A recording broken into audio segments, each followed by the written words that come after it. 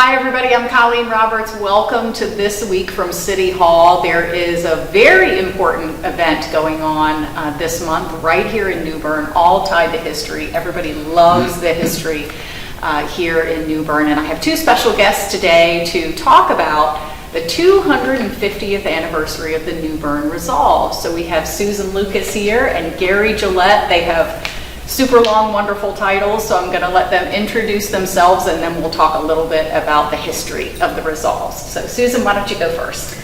I am the regent of the Richard Dobbs State chapter of the National Society Daughters of the American Revolution. That's going to be a lot to put on the bottom of the screen, but Gary? And I'm Gary Gillette, the president of the New Bern chapter of the Sons of the American Revolution. So I'm with the sons and the daughters. We have two of the best representatives here. So let's talk about the New Bern Resolves. Right here in New Bern, delegates came for the first Provincial Congress to talk about some of their grievances. And I think it's a little known part of American and even local history. Back in 1774, in August of 1774, on 25th through the 27th, 71 delegates across North Carolina, like you said, from various towns and counties, came here to New Bern to the old Craven County Courthouse. They were originally going to go to Wilmington, but they decided no, they wanted to come to New Bern instead. And while they were here, back then, they were just tired of the way the British were treating them. They weren't ready to break away from Britain because they still recognized the king as the supreme ruler. But they were tired of being treated like second-class citizens. They were being overtaxed, stamp tax, tea tax, all the taxes. They were getting no representation in Britain. And the old saying, no taxation without representation. All they wanted is representation on the Parliament back in England. Because they felt like second-class citizens, and they said, we're done. We're not willing to do this anymore. So they came here to New Bern, and they put together 28 resolutions. Those resolutions were basically, like I said, we're tired of this, we want to stop this, we want you to treat us fairly, and that became known as the New Bern Resolves. And that's actually the first Provincial Congress that happened in all the 13 colonies. Back then, during the Revolution era, Britain had about 23 different colonies or territories spreading from Canada all the way down to the Caribbean. But it was only 13 that said, hey, we're tired of this. Because a bunch of the other ones were happy still being with Britain. They were making a lot of money, and money was king back then. Still is. So New Bern is known for its firsts. So this was the first Provincial Congress. There were several that followed after that. There were several that followed. New Bern actually had the second, and then there were 3 others in North Carolina, and then a number of others across the 13 colonies. But 3 of the delegates that were here in New Bern went on to the Continental Congress just the next month in Philadelphia.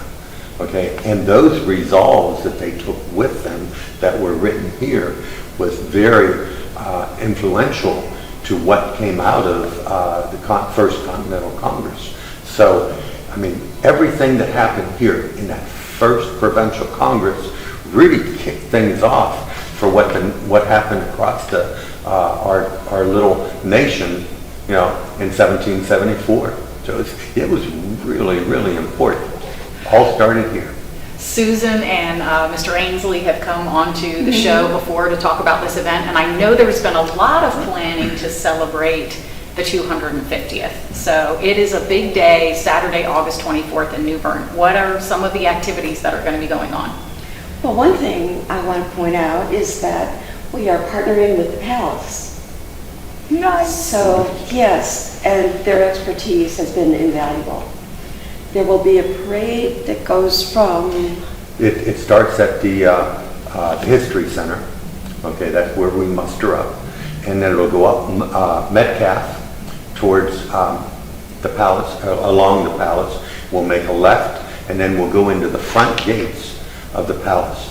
And then we'll circle around, and the actual ceremony will be on the south lawn of the palace. The parade or the procession starts at 9:30, and the ceremony starts at 10. It'll last about an hour. And what's really cool is at the end of the ceremony, the palace is going to be shooting their 3-pound cannon. I read that, and that is going to be so exciting. Even the adult really kids is. love that. Yeah. They really do. When I've been over there before when they fired it, you are absolutely right, Yeah. Gary. It is just as exciting for the young and the old. So I know you are looking forward to it. How can the public participate? Can anyone come to the ceremony? Absolutely, Yes. absolutely. The day before, there are also activities. There is a grave marking at Christ Church. There'll be a ceremony recognizing 5 patriots that are buried there. And if you want to just come and observe, we would love it. And as far as the participation and observing the events on the 24th, you don't have to register for that. Just come and watch it. The palace grounds during that ceremony in the morning is open to the public, and it's all free. And then after the ceremony, everything goes over to the History Center. Excuse me. I'm sorry. And again, it's all free. It's family friendly. So we encourage everybody to come. And what is going to happen at the History Center, there's going to be a lot of revolutionary just items there that you can see and talk to people there.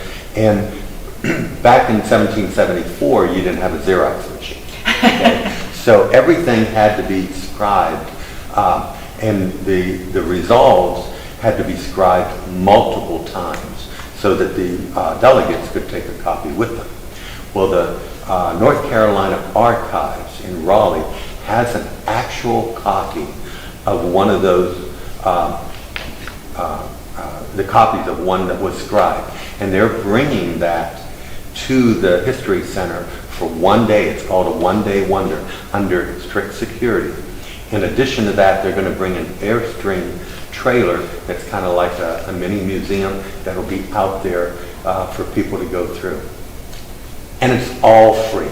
And that at the History Center goes from noon till 5 o'clock.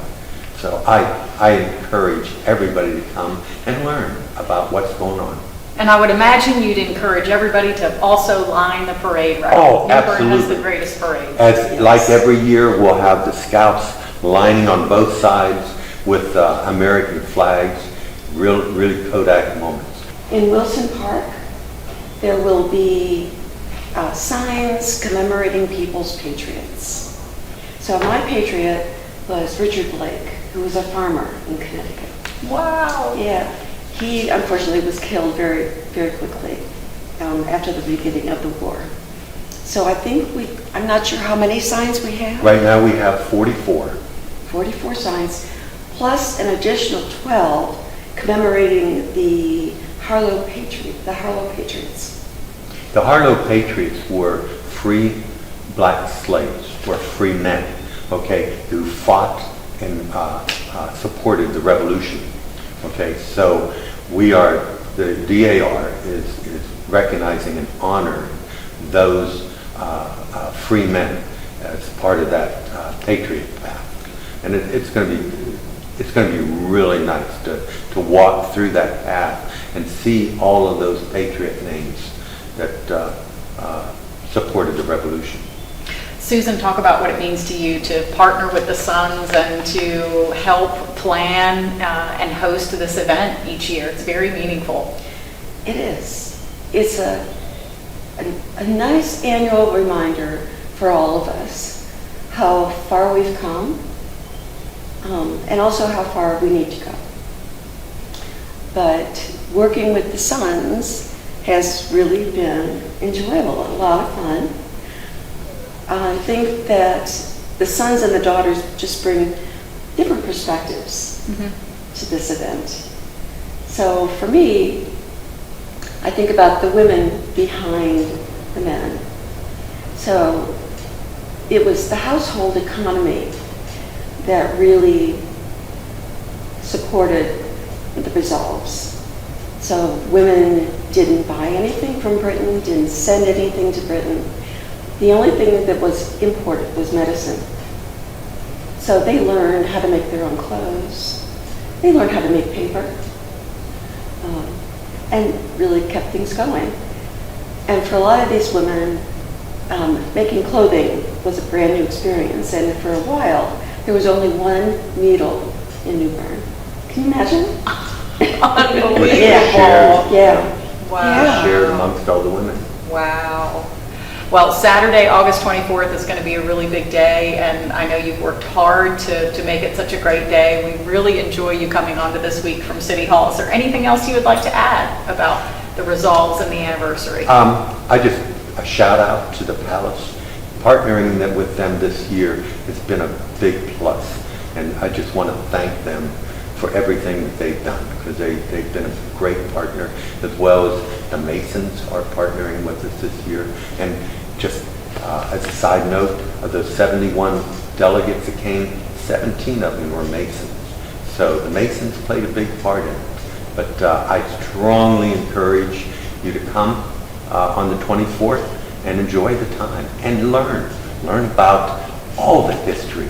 I mean, New Bern is just so full of history, and it's just one small part of it. It sure is. Maybe we'll be a little less waterlogged, and maybe I August hope. 24th will be a little cooler. We do have a plan B if it rains. Okay. So Good. it's still going to happen. All right. Hope you will join us on August 24th for the 250th anniversary of the New Bern Resolves with a parade, and eventually they'll end up at the Palace. There's also some activities that are the day before. All good things free, so we hope you'll attend. Thank you both for joining us on This Week from City Hall, and have a great day.